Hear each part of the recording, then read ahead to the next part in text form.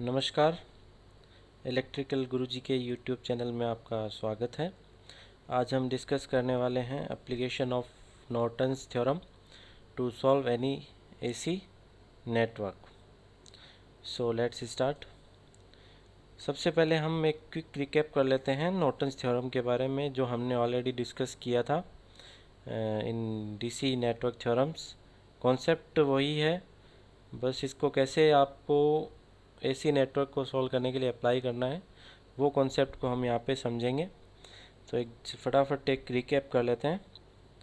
तो मान लीजिए अगर आपके पास में कोई सर्किट है, जैसे ये एक सर्किट है जिसमें क्या है, वोल्टेज है विथ सम एंगल, और यहाँ पे एक इम्पीडेंस है Z1 और एक इम्पीडेंस यहाँ पे है जिसकी वैल्यू है Z2।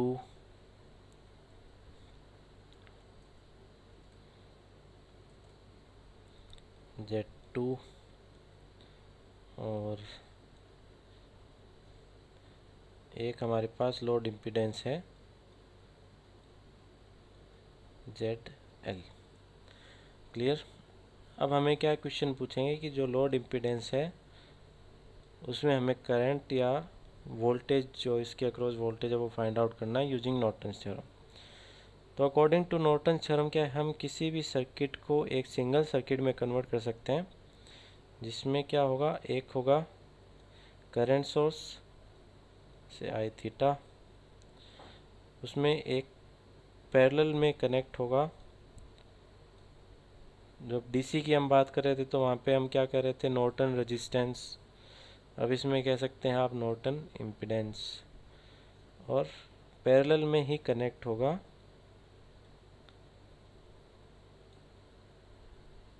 Load impedance AB। तो अब क्या कर सकते हैं आप इजीली, अगर आपको यहाँ पे IL फाइंड आउट करना है तो IL क्या होगा, टोटल करंट क्या है, आई थीटा। सो आई, जब दो इम्पीडेंसेस या रेजिस्टेंसेस क्या होते हैं, पैरेलल में होते हैं, तो अगर दूसरे के अंदर हमें फाइंड आउट करना है तो आई, ये ZN ये हो जाएगा, और इन दोनों का इम्पीडेंसेस का सम, और जो भी यहाँ पे एंगल आएगा साथ में, अगर ये आपका मैग्नीट्यूड है और जो भी एंगल आएगा थीटा L अगर हो नाम दे देते हैं, तो ये आपकी वैल्यू आ जाएगी करंट की। प्रोसेस वही है जो हमने थेवेनिन जो थ्योरम्स है उसमें अप्लाई किया था। जब उसमें हम VTH फाइंड आउट कर रहे थे, इसमें हम क्या करेंगे, करंट फाइंड आउट करेंगे IN, इसको नाम दे सकते हैं आप नॉर्टन करंट। इसको करने के लिए क्या है, अगर आप इसको सर्किट को हमें वापस रीड्रॉ करना पड़ेगा। इसमें क्या है, ये V थीटा Z1 और दिस इज Z2। उसमें हम शॉर्ट कर रहे थे, इसमें हम क्या करें, उसमें हम ओपन रख रहे थे, इसमें हम क्या कर देंगे, इसको शॉर्ट कर देंगे AB। तो जो भी इसके अक्रॉस जो भी करंट होगी वही क्या होगी, यहाँ पे IN होगी। तो इससे आप क्या इजीली फाइंड आउट कर सकते हैं IN, और Z जो N है वो उसका वही फॉर्म तरीका रहेगा, कॉन्सेप्ट कि अगर वोल्टेज सोर्स है तो उसको शॉर्ट करना है, करंट सोर्स है तो ओपन रखना है। और this is Z1, this is Z2, और AB के अक्रॉस हमें इम्पीडेंस फाइंड आउट करना है अगर इस डायरेक्शन में जाएंगे तो इसमें क्या होगा, Z1 और Z2 दोनों पैरेलल हैं, तो ZN की वैल्यू क्या होगी, Z1 पैरेलल टू Z2, तो ये होगा Z1 Z2 divided by Z1 plus Z2। तो ZN हमने फाइंड आउट कर लिया, और IL की जगह इसको IN कर सकते हैं। IN की वैल्यू हमने फाइंड आउट कर ली, तो आप ये जो सर्किट है वो ड्रॉ कर सकते हैं, और यहाँ से IL की वैल्यू, सॉरी ये IL ही रहेगा यहाँ पे, ये आई एल की वैल्यू यहाँ पे आप फाइंड आउट कर सकते हैं। क्लियर। सो इस कॉन्सेप्ट को और क्लियरली समझने के लिए हम एक न्यूमेरिकल सॉल्व करते हैं। इस न्यूमेरिकल में क्या करना है, use Norton's theorem to find current in load connected across terminal A B of the circuit shown in figure. जो ए बी के अक्रॉस जो इम्पीडेंस है या जो लोड इम्पीडेंस है उसमें हमें करंट फाइंड आउट करनी है। तो इसे हम वापस से रीड्रॉ करते हैं। तो रीड्रॉ हो करेंगे तो आपके पास में आएगा एक वोल्टेज सोर्स आपको दे रखा है जिसकी वैल्यू है 100 एंगल 0 डिग्री, और यहाँ पे एक कैपेसिटेंस है जिसका इम्पीडेंस है J10, और 10 और ये J10। ए बी के अक्रॉस हम क्या करेंगे, यहाँ पे अब इसको शॉर्ट कर देंगे। यहाँ से इम्पीडेंस हटा के इसको कर देंगे शॉर्ट। क्लियर। तो अब हमें फाइंड आउट करना है करंट आई एन। इसमें जो करंट फ्लो हो रही है वो क्या है, आई एन हमें फाइंड आउट करना है। तो हमें पता है कि जब यहाँ पे कोई भी शॉर्ट होता है तो करंट हमेशा वो पाथ सेलेक्ट करती है जहाँ पे रेजिस्टेंस या कह सकते हैं इम्पीडेंस है वो कम हो या फिर ज़ीरो हो। तो अगर शॉर्ट कर देते हैं तो इम्पीडेंस क्या हो जाता है, ज़ीरो। तो जो करंट फ्लो होगी वो यहाँ पे नहीं फ्लो होगी, इस ब्रांच में बिल्कुल भी करंट है वो फ्लो नहीं होगी। जो भी करंट फ्लो होगी वो यहाँ से फिर ए बी ब्रांच से होते हुए वापस से सोर्स की तरफ। तो ये जो बीच वाली जो ब्रांच है इसमें कोई भी करंट फ्लो नहीं होगी।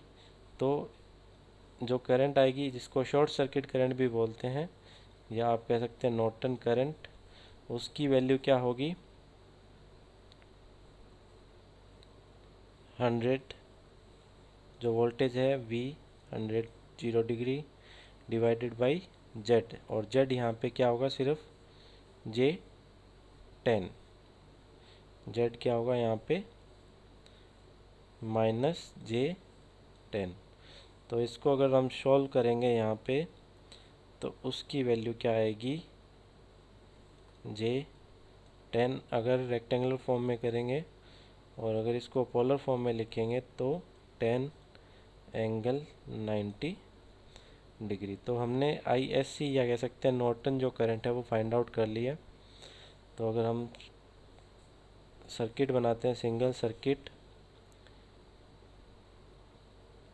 तो यहाँ पे क्या है, जो करंट है वो है I is equal to 10 angle 90 degree. अब हमें फाइंड आउट करना है यहाँ पे इम्पीडेंस ZN, और ये अक्रॉस होगा हमारे किसके साथ, लोड इम्पीडेंस के साथ ZL। क्लियर। तो ZN फाइंड आउट करने के लिए हमें क्या करना होगा, फिर से सर्किट को रीड्रॉ करते हैं। तो जो वोल्टेज सोर्स है उसको क्या करेंगे, शॉर्ट, -J10 10 J10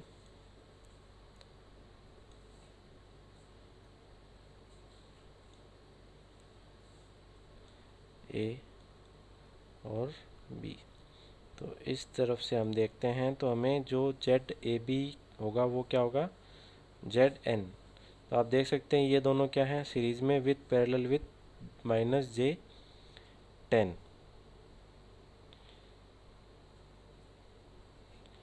तो अगर यहाँ पे Z फाइंड आउट करना है तो ZN की वैल्यू क्या होगी, ZN इज इक्वल टू क्या होगा, -J10 parallel with 10 plus J10। तो अगर इसको आप सॉल्व करेंगे तो आपके पास वैल्यू आएगी 10 -J10। करंट हमने फाइंड आउट कर लिया 1090 degree, that is in ampere, और Zn की value 10 minus J10, this is in ohm. अब आप क्या कर सकते हैं, यहाँ पे Zn फाइंड आउट कर लिया, ZL की वैल्यू क्या होगी 10 माइनस J10, और Zn की वैल्यू क्या है यहाँ पे 10 माइनस J10। अब हमें यहाँ पे IL की वैल्यू फाइंड आउट करनी है, तो IL क्या होगा, total current that is 1090 degree multiplication with जो Zn है 10 माइनस J10 डिवाइडेड विथ ये दोनों का Zn और ZL का एडिशन। तो Zn प्लस ZL क्या होगा 10 minus J10 plus 10 minus J10। अब इसको आप सॉल्व करेंगे तो अगर आप देखिए यहाँ पे इसको आप जो भी सॉल्व करेंगे जो भी वैल्यू आएगी, बट एक यहाँ पे गौर करने वाली बात है कि ये देखिए ये और ये दोनों क्या है इक्वल हैं। तो अगर इम्पीडेंस या रेजिस्टेंसेस इक्वल होते हैं तो करंट भी क्या होगी इक्वली डिवाइड होगी। तो 1090 डिग्री है तो यहाँ पे जो करंट होगी वो क्या होगी 590 डिग्री, और IL की वैल्यू भी क्या होगी 590 डिग्री। अगर आप इसको सॉल्व भी कर सकते हैं, इसको सॉल्व करने के लिए 1090 डिग्री है, फिर जो ये वाली वैल्यू है इसको आप पोलर फॉर्म में कन्वर्ट कर सकते हैं, नीचे वाली वैल्यू को भी पोलर फॉर्म में कन्वर्ट करके आप वैल्यू अगर फाइंड आउट करेंगे तो आपके पास वैल्यू IL की यहाँ पे क्या आएगी। चलिए सॉल्व करके दिखा देता हूँ मैं आपको फटाफट। ये 1090 डिग्री मल्टीप्लाई, इसको अगर सॉल्व करते हैं तो मैग्नीट्यूड आएगा 10 स्क्वायर प्लस 10 स्क्वायर। इसको मैं सॉल्व करता हूँ, देखिए 10 स्क्वायर प्लस 10 स्क्वायर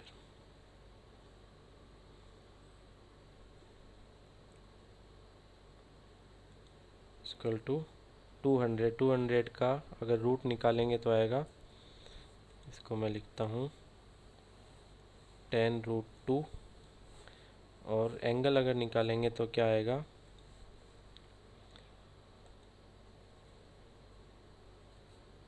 -10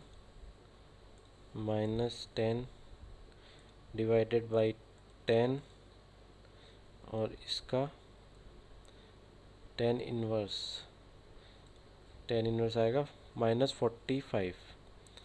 तो ये एंगल आया -45 डिग्री। जब इसको सॉल्व करेंगे तो ये वैल्यू आएगी 20 माइनस J20। तो इसको सॉल्व करेंगे तो आएगा आपके पास में मैग्नीट्यूड 20 स्क्वायर प्लस 20 स्क्वायर, और 800 का रूट निकालेंगे तो आएगा 20√2, और इसका भी एंगल निकालेंगे तो क्या आएगा -45 डिग्री। ये √2 है, एंगल नहीं है, 20√2। तो √2 से √2 कैंसिल, और 0 से ये 2 to 5, -45 से -45 कैंसिल, तो ये आएगा 5 एंगल 90 डिग्री, जो हमने यहाँ पे फाइंड आउट किया था। क्योंकि दोनों इम्पीडेंसेस क्या है इक्वल हैं तो करंट इक्वली डिवाइड हो जाएगी। 1090 डिग्री एक 590 डिग्री, और यहाँ पे भी 590 डिग्री। तो इस तरह से आप नॉर्टन्स थ्योरम का यूज़ करके किसी भी AC नेटवर्क को सॉल्व कर सकते हैं। सो आज के वीडियो के लिए इतना ही, थैंक यू। नेक्स्ट वीडियो में फिर अगले किसी टॉपिक पे डिस्कस करेंगे, तब तक के लिए नमस्कार।